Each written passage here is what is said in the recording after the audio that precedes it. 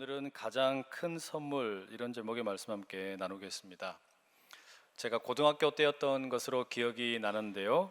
아버지 생신이 다가와서 아들로서 선물을 준비하기로 했고 연구를 많이 했습니다. 무엇을 드리면 좋아하실까 고민을 하다가 인형을 사드리기로 했습니다. 그래서 아버지 인형을 사려고 이제 가게에 갔죠. 그리고 아버지와 닮아 보이는 커다란 갈색 오랑우탄 인형을 샀습니다. 이제 아버지께서 얼마나 좋아하실까 부푼 가슴을 안고 집에 가서 아버지 생신 축하드립니다. 아들이 준비한 선물 여기 있습니다. 말씀을 드리면서 오랑우탄 큰 인형을 드렸습니다. 가장 큰 선물 중에 하나였죠. 어떻게 되었을까요? 맞아 죽을 뻔했습니다. 도대체 이걸 왜 사왔냐고 그러면서 엄청 혼났던 기억이 납니다. 가만히 생각해 보니까 그때 제가 미쳤던 것 같습니다. 이거 왜 샀을까? 선물에 대해서 생각을 해보면 지금도 생각나는 잊을 수 없는 이야기입니다. 여러분은 혹시 선물에 얽혀있는 혹시 재미있는 그런 에피소드들이 있으십니까? 오늘 우리가 함께 읽은 이 성경 말씀도 선물이라는 관점에서 한번 같이 읽어보려고 합니다. 우선 우리가 다 읽지는 않았지만 3장의 1절의 내용부터 한번 가만히 볼 필요가 있겠습니다. 베드로와 요한이라는 두 명의 제자가 등장합니다. 이들은 예수님으로부터 가장 많은 사랑을 받은 그 제자 중에 두 명이지요. 이 두 사람이 지금 시간이 제9시가 되었는데 오늘의 시간으로 바꾼다면 오후 3시쯤 된 겁니다. 이 시간에 기도하기 위해서 성전에 올라가고 있었습니다. 그런데 성전에 올라가다 보니까 구거라는 한 사람을 만나게 됩니다. 태어날 때부터 걷지 못하는 장애인이었습니다. 지금도 그렇지만 당시 이스라엘 사회에서는 이 장애인이라고 그러면 온전한 사람으로 취급받지 못했습니다. 우선 사회적으로는 차별도 많고 또 박해를 많이 받았고 뿐만 아니라 더더욱이나 이 종교적으로는 예배를 드리는데 참석할 수가 없었습니다. 신체가 온전하지 못하다 그런 사람들은 하나님께 예배할 수 없다 그런 율법 때문이었죠. 한마디로 이런 사람은 어디에서도 환영받을 수 없는 왕따와 같은 존재였습니다. 그러니 먹고 살기는 해야 될 것 같아서 예배드리러 가는 사람들에게 구걸하기 위해 성전의 한 문에서 구걸을 하곤 했습니다. 그런데 그 구걸을 하던 그 문의 이름이 참 의미심장합니다. 미문입니다. 아름다운 문이라는 뜻이지요.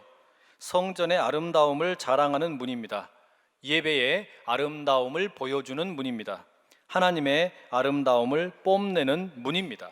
하지만 그 아름답다라는 그 이름에 걸맞지 않게 그 앞에 펼쳐진 현실은 전혀 아름답지 않습니다. 현실은 냉랭하고 차갑습니다. 아픔과 상처와 소외와 굶주려 있는 사람의 모습을 보고 있자면 조금도 아름답다고 말하기 어렵습니다. 바로 그 현장에 베드로와 요한이 지나가는 것이죠. 아름다운 문을 통해 아름다운 성전에 들어가서 아름다운 하나님을 예배하러 들어가는 자리였습니다. 그런데 그들을 가로막고 한 장애인이 구걸을 하는 겁니다. 한 푼만 주십시오. 내가 하루 종일 아무것도 못 먹어서 너무 배가 고픕니다. 좀 도와주십시오. 머리가 땅에 닿도록 굽실거리며 간절하게 부탁을 합니다. 여러분, 이런 장애인에게 필요한 선물이 있다면 무엇이겠습니까? 당연히 먹는 것이겠지요. 마시는 음식이 되었든 먹는 음식이 되었든 먹는 것이 필요합니다. 혹시 더 바란다면 돈 주면 좋겠지요. 그것도 많이 주면 참 좋을 겁니다. 그런데 여러분, 이런 먹는 거나 마시는 것 혹은 돈이 정말 좋기는 하고 필요하기는 하지만 가장 좋은 선물이라고 말할 수 있겠습니까? 돈을 주면 이 장애인의 문제가 해결이 됩니까? 먹는 음식을 주면 문제가 해결이 됩니까? 마실 것을 주면 해결이 됩니까? 그렇지 않습니다. 이런 것들은 하루, 이틀, 열흘, 길면 한 달 정도의 선물은 될 수 있습니다. 그러나 진정으로 정말 가장 큰 선물이 되려면 근본적인 문제가 해결될 수 있어야 되지 않겠습니까? 걷지 못하던 사람이 걷게 되든지 아니면 장애인이라고 할지라도 다른 사람들과 함께 더불어 살 수 있는 그런 세상이 되든지 이런 게 바로 그 장애인에게 진짜 큰 선물 아니겠습니까? 여러분, 여러분은 어떤 선물을 원하십니까? 여러분에게는 누군가 선물을 준다면 어떤 선물을 받고 싶으십니까? 폴 세럭스라는 미국의 작가가 쓴 My Secret History라는 소설에 보면 이런 내용이 나옵니다. 그 소설의 내용의 일부분을 제가 조금 각색을 해서 들려드리겠습니다. 나는 스스로를 나쁜 놈이라고 생각하도록 교육받았습니다. 내 행동들, 내가 원하는 것들은 모두 나에게 나쁜 것이었습니다. 아무도 내가 나쁘다고 따끔하게 꾸짖지는 않았습니다. 다만 항상 나는 틀렸고 연약하고 잘못하고 있다고 지겹도록 느껴야만 했습니다. 사람들이 나에게 말합니다. 서둘러라. 그러나 뛰지는 마라. 먹어라. 그러나 빨리 먹지는 마라. 크게 말해라. 그러나 소리 지르지는 마라. 여러분 혹시 이런 경험해 보셨어요? 내가 무엇을 해도 주변 사람들이 만족하지 않는 그런 경험 말입니다. 늘 무언가 부족하다 그러고 잘못했다라고 말하는 그런 주변 사람들 혹시 만나보시지 않았습니까? 그러니 주눅이 들고 스스로를 볼품없는 존재로 생각하고 쓸모가 없다라고 자기 자신을 자책하는 그런 경험 혹시 있지 않으십니까? 우리는 알게 모르게 참 오랜 시간 동안 그렇게 교육을 받았고 또 다른 사람들을 그렇게 교육을 시키고 그렇게 생각하고 말하고 그렇게 행동하고 그렇게 나와 남을 판단하는데 익숙하게 살지는 않았나 하는 생각이 듭니다. 그러다 보니 여러분 자기 자신에 대해서 자신감이 없습니다. 늘 불안하지요? 내면에 자신감이 없기 때문입니다. 쉽게 흔들리고 나약해집니다. 단단하지 못하다라는 말이지요. 그런 불안감을 극복해 보려고 하니까 속에 있는 이 불안감과 이 연약함을 극복해 보려고 자꾸 보이는 것에 집착을 합니다. 남이 나를 어떻게 볼까 거기에 매달리게 됩니다.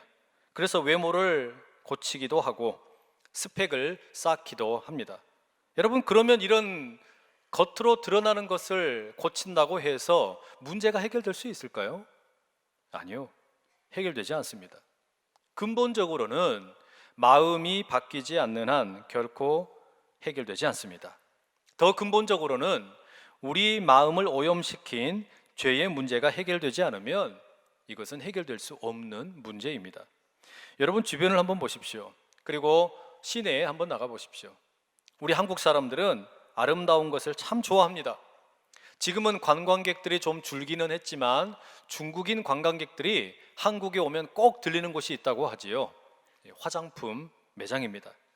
우리나라 화장품 세계 최고입니다. 또 성형외과는 어떻습니까? 세계 최고입니다. 뭐 그게 꼭 나쁜 건 아니죠.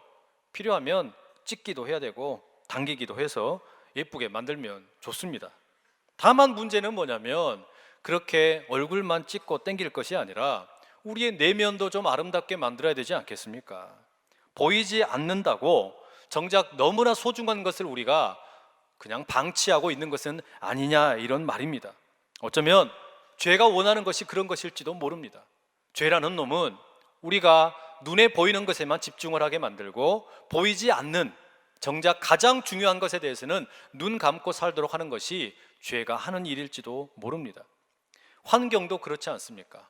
도시의 미관을 가꾸기 위해서 여러 가지 많은 일들을 합니다. 사람들의 눈에 띄는 일들을 우리가 너무너무 많이 합니다. 정작 그러나 제일 중요한 공기의 오염의 문제는 사람들이 눈을 감습니다. 그렇다 보니 미세먼지 때문에 마스크를 쓰지 않으면 밖에 나갈 수가 없다고 합니다. 아무리 얼굴을 찍고 땡기고 하면 어떡합니까? 공기가 더러워서 미세먼지 때문에 마스크로 자기 얼굴 다 가리고 다닙니다. 이거 아이러니하지 않습니까? 왜 이렇게 되었을까요? 당장 눈에 보이는 것에만 집중하다 보니까 보이지 않지만 정말 중요한 것을 소홀히 여기다 보니 우리의 몸도 마음도 환경도 우리의 사회도 그렇게 병들어 있는 것은 아니냐라는 말입니다. 여러분, 정말 필요한 것이 무엇일까요? 보이지 않는 것입니다. 정말 필요한 것은 보이지 않는 부분이 고침을 받는 겁니다. 우리의 마음, 그 마음의 자리에 하나님의 치유와 회복이 있어야 된다라는 말이죠. 몸이 건강해지고 몸이 회복이 되는 것, 치유되는 것 너무너무 중요합니다. 그러나 마음은 더더욱 중요합니다. 한 사람 한 사람의 내면이 변화되지 않으면, 마음이 회복되지 않으면 이 사람의 관계라는 것이 결코 건강해질 수 없고, 마음이 회복되지 않으면 건강한 가정을 이룰 수가 없고, 마음이 회복되지 않으면 우리의 소중한 일터가 행복해질 수가 없고, 마음이 회복되지 않으면 이 나라가 건강해질 수 없다라는 말입니다. 여러분, 그러면 오늘 우리가 본문에서 만난 몸이 장애가 있고 마음이 상해버린 한 사람, 성전의 미문에서 구걸하던 이 한 사람은 어떻게 되었을까요?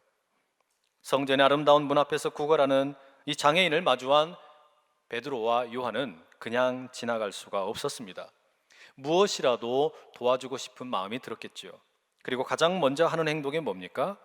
3장 4절에 보면 이런 기록이 나옵니다. 베드로가 요한과 더불어 주목하여 이르되 우리를 보라 하니. 지나가는 길이었기 때문에 구걸하는 그 사람에게 그냥 동전 하나 던져주고 지나가도 아무 문제 없습니다. 그러나 베드로와 요한은 눈을 그 사람에게 고정시켰습니다. 말하자면 그 사람을 응시했고 관심을 기울였다라는 말이죠. 그리고 말합니다. 선생님, 우리가 당신을 보고 있습니다. 그러니 당신도 우리를 지금 봐 주십시오. 이게 무슨 의미일까요? 그 사람을 물건이 아니라 사람으로 대우했다라는 말입니다. 많은 사람들이 하나님을 예배하겠다고 다들 기쁜 마음으로, 설레는 마음으로 그 성전의 미문을 지나갑니다. 그러나 소외되어 있던 이 장애인을 주목하는 사람이 아무도 없었습니다. 그러니 이 구걸하는 장애인은 대부분의 예배자들에게 사람 취급을 받지 못하고 물건처럼 여겨진 겁니다. 그런데 베드로와 요한이 그렇게 몸만 아픈 것이 아니라 마음도 상해버린 이 장애인에게 주목하는 겁니다. 몸의 필요만이 아니라 마음의 필요가 있다라는 것을 알아차린 것이죠. 내면의 필요가 더 중요하다라는 것을 알아보았다라는 말입니다. 여러분, 몸이 불편하고 아프면 참 힘겹습니다. 어렵습니다. 그러나 더 힘든 것은 마음입니다. 이 장애인의 모습을 가만히 보십시오. 배고픕니다. 목이 마릅니다. 돈이 없습니다. 살 집도 제대로 갖추어져 있지 않습니다. 하지만 더 힘든 것은 무시당하고 외면당한 채 짐짝 취급당하는 자신의 현실입니다. 나는 도대체 왜 태어났을까? 스스로에게 정죄를 하고 마음이 상해버립니다. 그 마음의 장애는 몸의 불편함의 수백 배가 될지도 모르겠습니다. 아무도 그렇게 자신을 따뜻하게 불러주는 사람이 없었고, 아무도 자신과 눈을 마주치려는 사람이 단 한 사람도 없었는데 베드로와 요한이 말하는 겁니다. 우리를 좀 봐주십시오. 그리고 베드로가 말을 이어서 합니다. 사랑하는 형제여, 우리에게는 은이나 금이나 먹을 것 따위는 없습니다. 당신이 필요로 하는, 당신의 몸에 필요한 것이라고는 하나도 없습니다. 그러나 우리에게는 다른 것이 있습니다. 바로 그것을 당신에게 주겠습니다. 내게 있는 것, 나사렛 예수 그리스도의 이름으로 당신에게 명합니다. 걷지 못하던 당신이여 이제 일어나 걸으십시오. 다시 한번 예수 그리스도의 이름으로 명합니다. 평생을 걷지 못한 채 저주와 따돌림과 아픔과 상처 속에 살았던 형제여 이제 일어나 걸으십시오. 결과가 어떻게 됩니까? 이어지는 성경의 내용을 보게 되면 베드로와 요한은 오른손으로 그 사람을 붙잡고 일으키기 시작을 하죠. 평생을 단 한 번도 걸어본 적이 없던 이 사람의 발과 발목에 신비한 힘이 들어가기 시작합니다. 힘줄과 다리 근육에 힘이 생기기 시작을 합니다. 처음에는 휘청거렸지만 두세 번 넘어지기도 했지만 금세 지탱하고 혼자 설 수 있게 되었습니다. 마치 갓 태어난 망아지가 처음에는 위태위태해 보이다가도 금방 자신의 힘으로 서서 걷기도 하고 뛰기도 하는 것처럼 이 장애인 몇 번 넘어졌지만 그러나 일어나서 걷고 뛰며 놀라운 기적을 경험하게 되었습니다. 여러분, 이 장애인이 이렇게 몸이 회복된 후에, 자기의 몸이 건강해진 후에, 자기 몸의 치유를 경험한 후에 제일 먼저 하는 행동이 뭔지 아세요? 성경의 기록을 보면 성전에 들어가는 일이었습니다. 그렇게도 들어가서 예배하고 싶었는데, 그렇게도 들어가서 기도하고 싶었는데, 그렇게도 들어가서 하나님을 만나고 싶었는데, 이 몸이 장애인이라고 들어가지 못했던 그곳, 바로 거기에 들어가서 하나님을 향하여 찬양하고 목청껏 노래를 부르는 겁니다. 그야말로 걷지 못하던 이 장애인에게는 가장 큰 선물을 경험하게 되었습니다. 여러분, 교회는 이런 곳입니다. 몸이 상한 사람이든지 마음이 상한 사람이든지 누구든지 주님 아버지 앞에 나오면 바로 그 모든 몸의 연약함도 마음의 연약함도 회복이 일어나는 곳이 바로 교회라는 것입니다. 어디에서도 맛보지 못했던 치유와 회복이 일어나는 곳이 바로 교회입니다. 혹시 오늘 교회에 처음 나오셨습니까? 교회를 다니다가 사람들에게 실망하고 여러 가지 상처 때문에 교회를 떠나셨습니까? 아니면 교회를 꾸준히 다니지만 여전히 많은 고통이 있습니까? 우리 주님께 나와 몸과 마음이 온전히 회복되고 치유되는 그 은혜가 여러분 모두에게 일어날 수 있기를 간절히 축복합니다.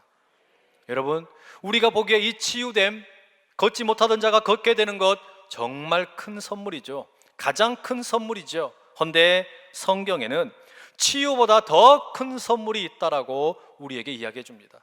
내 병들었던 몸이 회복이 되었는데, 걷지 못했던 사람이 걷게 되었는데 이것보다 더 큰 선물이 있다라고 말합니다. 그게 뭘까요? 10절 말씀에 보면 걷게 된 이 사람, 뛰는 사람을 보면 사람들이 깜짝 놀랍니다. 그가 본래 성전 미문에 앉아 구걸하던 사람인 줄 알고 그에게 일어난 일로 인하여 심히 놀랍게 여기며 놀라니라. 심히 놀랍게 여기니며 놀라니라.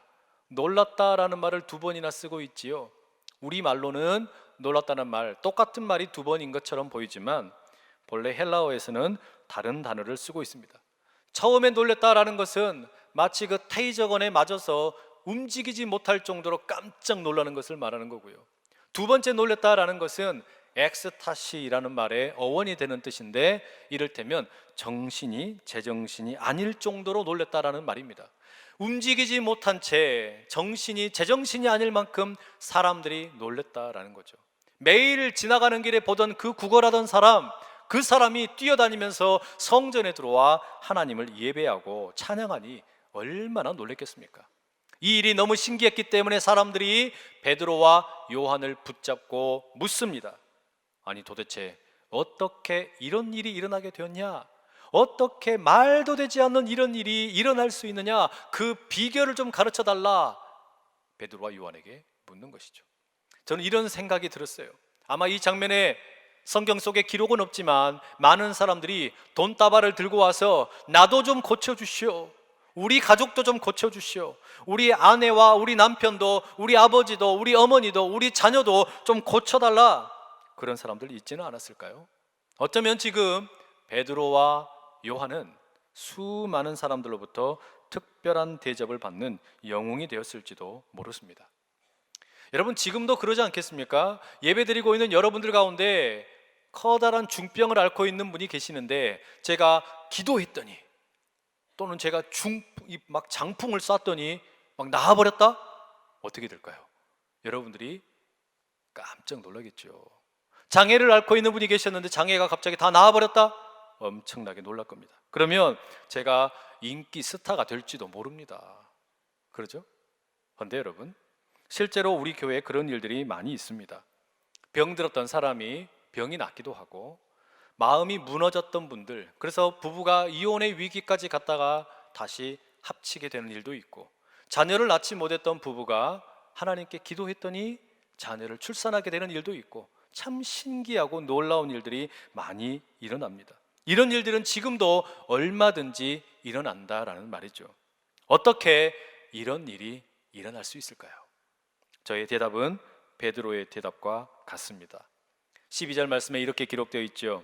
베드로가 이것을 보고 백성에게 말하되, 이스라엘 사람들아, 이 일을 왜 놀랍게 여기느냐? 우리 개인의 권능과 경건으로 이 사람을 걷게 한 것처럼 왜 우리를 주목하느냐?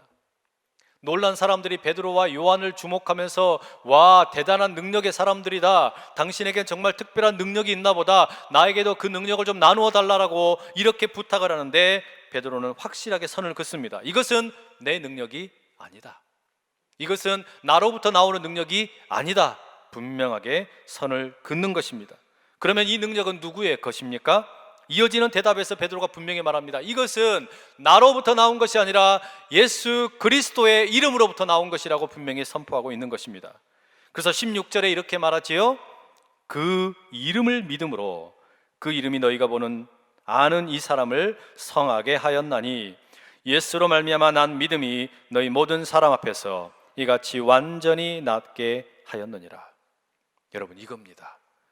오늘 제가 여러분에게 드리고 싶은 가장 큰 선물은 몸이 치유되는 것, 마음이 치유되는 것. 그런데 그것보다 더 큰 선물, 가장 큰 선물은 예수 그리스도입니다. 예수님의 이름, 여러분의 인생 가운데 예수님의 이름을 붙잡게 되면, 예수님을 붙들게 되면 진짜 새로운 인생이 시작됨을 믿으실 수 있기를 축복합니다. 우리 교회가 자랑할 것도 이것밖에 없어요. 이 크고 웅장한 건물을 우리가 자랑하겠습니까? 아닙니다. 감미로운 음악을 연주하는 찬양대를 자랑하겠습니까? 아닙니다. 등록하는 분들에게 나누어주는 선물을 자랑하겠습니까? 아닙니다. 많은 성도들의 숫자를 자랑하겠습니까? 아닙니다. 오늘 설교하고 있는 저를 자랑하겠습니까? 택도 없는 소리입니다. 우리가 자랑할 것이라고는 예수 그리스도밖에 없습니다. 우리는 오늘 이 시간에 예수 그리스도의 이름을 여러분에게 선물로 드리고 싶습니다. 저는 오늘 여러분 모두에게 인생 최고의 선물, 그 무엇과도 바꿀 수 없는 예수 그리스도가 여러분 인생의 가장 귀한 선물 되실 수 있기를 간절히 축복드립니다. 왜냐하면 예수님을 만나면 우리의 인생이 정말로 뒤바뀌어지기 때문입니다. 예수님을 대충 만나기 때문에 그렇지, 예수님을 진정으로 만나게 되면 우리 인생이 전과 같을 수가 없다라는 말이죠. 구걸하던 장애인처럼 우리가 때로 세상에서 여러 가지 많은 어려움들을 만날 때가 있습니다. 사랑받지 못할 때가 있습니다. 내 육신의 부모님이 나를 마땅히 사랑해 주셔야 되는데 사랑해 주지 않고, 많은 친구들로부터 왕따를 당할 때도 있고, 직장의 동료들로부터 인정을 받지 못할 때도 있고, 사업을 같이 하던 동역자로부터 배신을 당할 때도 있습니다. 마땅히 사랑을 받아야 하는데, 마땅히 인정을 받아야 되는데 그렇지 못하게 되면 이것은 꼭 누군가가 나를 벼랑 끝에서 떠밀어 버리는 것 같은 그런 아찔한 경험을 할 때가 있다라는 말입니다. 그렇게 위에서 떨어지게 되면 어떻게 되겠어요? 몸도 상하고 마음도 찢어지기 마련입니다. 성전 미문에서 구걸하던 그 장애인의 아픔도 바로 그 몸의 연약함뿐만 아니라 이런 마음에 찢어지는 아픔, 사랑받지 못함 아니었습니까? 그러나 예수님을 만나면 이런 사랑받지 못함, 부모님으로부터 사랑받지 못하고 주변의 사람들로부터 인정받지 못하고 아무리 내 인생이 헐벗은 것 같은 인생이었을지라도, 사랑에 완전히 내몰린 것 같은 인생이었을지라도 문제되지 않습니다. 내 육체의 부모님이 나를 사랑해 주지 못했다 할지라도, 친구들이 나를 따돌렸다고 해도, 동료들이 나를 인정해 주지 않았다고 해도, 나를 늘 부족하다고 하고 모자라다고 그러고 나에게는 늘 모든 것이 충분하지 않다라고, 그렇게 아무리 우리가 핍박을 당해도 예수님께서는 있는 모습 그대로 우리 한 사람 한 사람을 어마어마한 사랑으로 품어주시기 때문에 오늘 예수님을 만나실 수 있기를 간절히 축복합니다. 언젠가 제가 아주 높은 빌딩에서 어떤 한 남자가 아무런 안전장치 없이 낙하산도 매지 않고 뛰어내리는 것을 보았습니다. 직접 본 건 아니고요, 영상을 보았습니다. 그런데 이 사람은 어떻게 그렇게 자신 있게 높은 곳에서 뛰어내릴 수 있었을까요? 이유가 있었죠. 아래에 어마어마하게 커다란 에어쿠션이 있었기 때문입니다. 사람을 아무리 높은 데서 뛰어내려도 그 사람이 하나도 다치지 않을 만큼 크디 큰 그런 에어쿠션이 준비되어 있었기 때문에 안전장치 하나 없이 뛰어내렸지만 털끝 하나 상하지 않았습니다. 여러분, 이게 우리를 향한 예수님의 사랑입니다. 우리는 때로 우리가 원하지 않음에도 불구하고 떠밀릴 때가 있고, 때로는 우리가 실수하여서 높은 곳에서 넘어질 때도 있습니다. 그러나 그 높은 곳이 얼마나 높은 곳이 되었든지 간에 상관없이 우리를 받아주시고 품어주시고 끼안아주시는 그 예수님의 사랑 앞에 온전히 나가실 수 있기를 간절히 축복합니다. 그렇기 때문에 주님의 이름을 붙들게 되면, 주님을 부르게 되면 여러분의 인생은 과거와 완전히 다른, 사랑받지 못한다 생각했던 내 인생 가운데 진정한 사랑의 경험이 되고 하나님의 은혜가 경험되게 될 것입니다.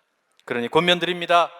마음을 완전히 새롭게 해주시는 그 예수님의 이름을 붙드십시오. 예수님의 이름을 붙잡으면 우리 인생이 새로워집니다.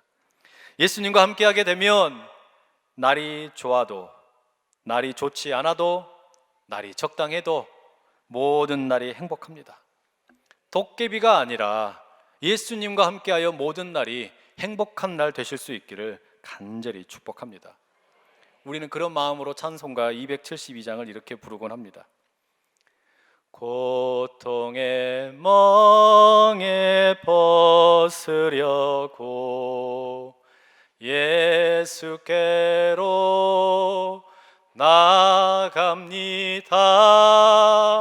자유와 기쁨 베푸시는 주께로 갑니다. 병든 내 몸이 튼튼하고 빈궁한 삶이 부해지며 죄악을 벗어버리려고 주께로 갑니다. 우리를 사랑으로 받아주시는 그 주님께 박수 한번 보내드리죠. 여러분, 이 자리에 나오실 때 여러분의 고통의 멍에가 얼마나 컸든지 상관없이, 내 인생의 짐이 얼마나 무거웠든지 상관없이, 사랑받지 못함으로 인하여 메말라버린 그 감정이 어떠했든지 상관없이, 몸이 병들어서 힘겨웠던 것이 어떠했든지 상관없이 그 주님은 여러분을 품어주시고 안아주시는 주님임을 믿으실 수 있기를 축복합니다. 우리 시간에 그 마음 가지고 함께 기도하며 나가십시다. 주님, 내 인생의 가장 큰 선물이 되어주시니 감사합니다. 고통의 멍에 메고 주님의 이름 붙잡고 내가 나아갑니다. 병든 내 몸 튼튼하게, 빈궁한 삶이 부해지게, 슬프던 마음 위로받게 하시고 하늘의 기쁨 맛보며 살게 하여 주시옵소서. 우리 그런 마음을 담아서 이 시간에 주여 힘있게 세 번에 치고 같이 기도하며 나갑니다. 주여, 주여, 주여. 사랑하는 아버지 하나님, 우리를 향한 주님 아버지의 그 크고 놀라운 사랑 앞에, 예수님의 그 크신 사랑 앞에 우리가 어찌 다 반응할 수 있겠습니까? 주여, 아버지 하나님의 우리의 몸, 병든 몸 이대로, 상한 마음 그대로 주님 아버지 앞에 나아가오니 아버지 우리를 받아 주시옵소서. 주님께서 함께 하심으로 온전히 새로워지는 인생 되게 하여 주시니 감사합니다. 아버지 하나님이여, 세상으로부터 우리가 때로 사랑받지 못할 수도 있고, 외면당할 때도 있고, 오해를 살 때도 있고, 실수할 때도 있고, 여러 가지 어려움을 만날 때도 있습니다. 그러나 그때마다 우리를 붙드시고 새롭게 하시는 예수 그리스도로 인하여 새로운 사랑에 붙들림 받는 모든 주의 백성들 되게 하여 주시옵소서.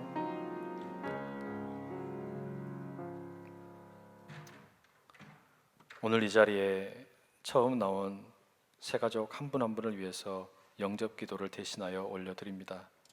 사랑하는 예수님, 저는 몸과 마음이 병든 죄인입니다. 예수님이 없으면 죽을 수밖에 없는 존재입니다. 세상 사는 가운데 사랑받지 못하고 외면당하고 상처받고 때로는 내가 실수하고 어려운 일들이 많아 고통의 멍에를 지고 예수께로 나갑니다. 그러나 주님, 이 시간 내게 임재하여 주셔서 가장 큰 선물이 되어 주셔서 보이는 부분이든지 보이지 않는 부분이든지 새롭게 하시는 위대한 은혜 허락하여 주시니 참으로 감사드립니다. 주여, 그 사랑으로 온전히 새롭게 되는 우리가 되게 하여 주셔서 온전히 감사드리고 그 주님 붙잡고 살아가는 주의 백성 되게 하여 주시옵소서. 거룩하신 예수 그리스도의 이름으로 기도드립니다.